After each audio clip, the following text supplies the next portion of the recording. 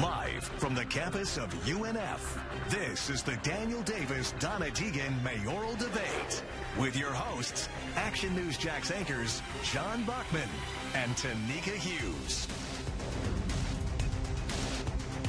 Good evening, and thank you for joining us tonight. You're going to be hearing from the two candidates who want to be Jacksonville's next mayor. I'm Tanika Hughes. And I'm John Bachman. We are live from the Lazara Performance Hall here at the University of North Florida in front of a live audience.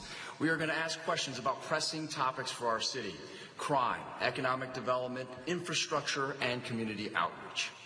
On stage are the two candidates, Republican Daniel Davis and Democrat Donna Deegan. We'll be a community that makes a difference. We'll be a country that makes a difference. Jacksonville will not be the same because of this. No more division. No more hate. We cannot tolerate hate against our black community. This shooting was racially motivated, and he hated black people. I don't know how to tell her that her dad is not coming back. No matter what color we are, we all are one. Jacksonville Sheriff T.K. Waters says that these are the three people that were shot and killed in the mass shooting on Saturday in the Newtown neighborhood.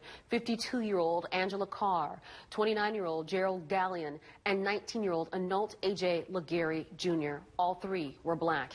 JSO says the shooter drove to Jacksonville from Clay County and killed them with an AR-15 type rifle and a Glock. A manifesto found left by the shooter shows that it was racially motivated. And Jacksonville Sheriff T.K. Waters gave an update in the last 45 minutes, which we carried live for you here on Action News Jax. We now know that the shooter stopped at Family Dollar on Myrtle Avenue and Kings Road and bought several items there.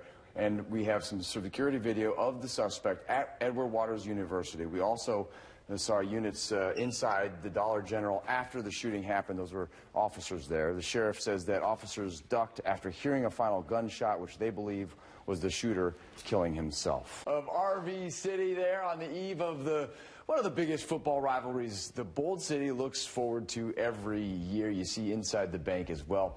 The Gators, the Dogs, can't seem to agree on much of anything. They both sit side by side for a fun weekend of friends and football, despite the colors. I'm John Bachman. And I'm Emily Turner, clearly a Gator fan in the flesh.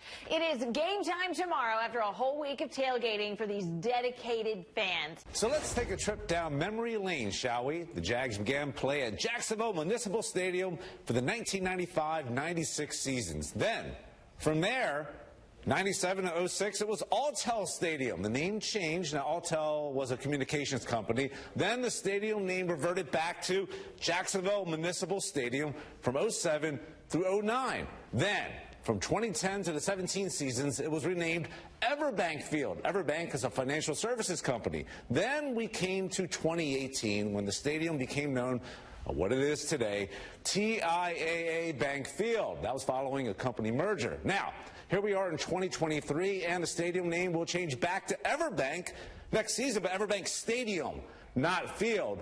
Now, of course, this happened after a sale in November. We officially found out last week. Now, what will the proposed stadium of the future be called? According to the naming rights agreement, this name change may last until 2028. But I put a question mark there. We're not sure yet. Of course, like any contract, there's always the possibility of a renegotiation of the name and the money in which the Jags keep all revenue from stadium naming rights. That violence on Saturday in Buffalo was followed by more chaos and tragedy in California, this time in the city of Laguna Woods. One person was killed, 5 others were hurt. And tonight, the Action News Jax Sky Vision drone shows you a partial collapse of a parking garage at Ascension St. Vincent. You can see some activity there on the roof line. The Jacksonville Fire Chief says he's pretty confident at this point that everyone is safe. I'm Tanika Hughes. I'm John Bachman. 75 firefighters responded to that call just after noon today. At the intersection of St. John's Avenue and King Street, the ER is open. Patients who need emergency care can go through the Dillon building. This leads our team coverage, live team coverage. Action News Jax Robert Grant joins us now. Robert, there were more than 100 cars, 111 to be exact, inside the garage when that collapse happened. Florida gas prices are up, and AAA says it's because of flooding and power outages down in South Florida. Now, fuel trucks can't access terminals at Port Everglades, and to offset this, the gas was brought in from other hubs, including Jacksonville, so that means less supply here. Now, let's take a look at the current average price for regular gas in Jacksonville. We are here today feeling many emotions. Today, we announce the additional arrest of Mario Fernandez Saldana. We have great relief knowing that 2 of the people behind my husband's murders are now behind bars. Everyone here shares a commitment to bring those responsible for Jared's murder to justice. We are also still angry that they were walking free while we were grappling with the reality that Jared wouldn't be here. There will be no new memories for Liam, Abby, Exley, London, or anyone who knew and loved Jared.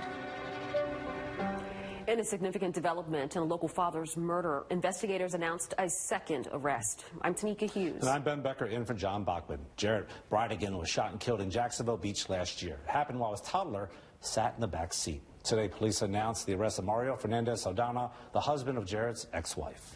Tonight, we have live team coverage. We start with Action News Jack's Megan Moriarty, live in Jack's Beach. And Megan, the state attorney couldn't comment if there are more suspects out there. Jack exclusively interviewed Jared's ex-wife and Mario's current wife, Shanna Gardner Fernandez. She denies having anything to do with Jared's murder. During the interview, Action News Jack asked Shanna if she had any idea who may have killed him. I do not have any idea. As I said, we've been divorced. We don't run in the same social circles. All I know is that I would never want anybody to go through this.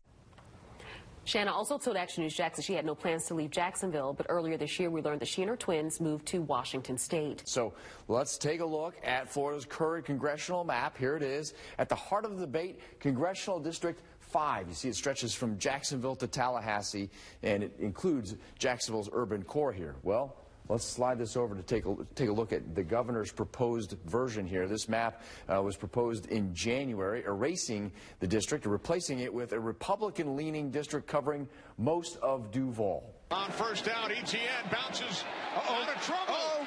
ETN to the end zone. Touchdown! Oh, yeah. Tonight, the Jags are 1-0.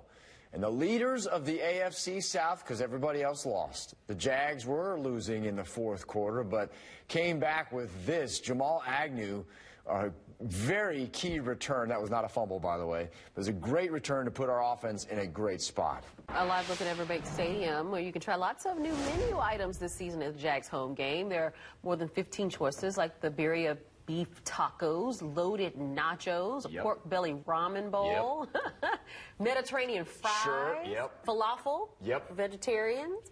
And you can read more about the tasty treats on actionnewsjax.com. We were going over the menu earlier. I mean, we were doing that earlier this afternoon, but now at 6:25, he's tan, he's handsome, and he's made of plastic. Which favorite Hollywood hunk is playing Ken in the new Barbie movie?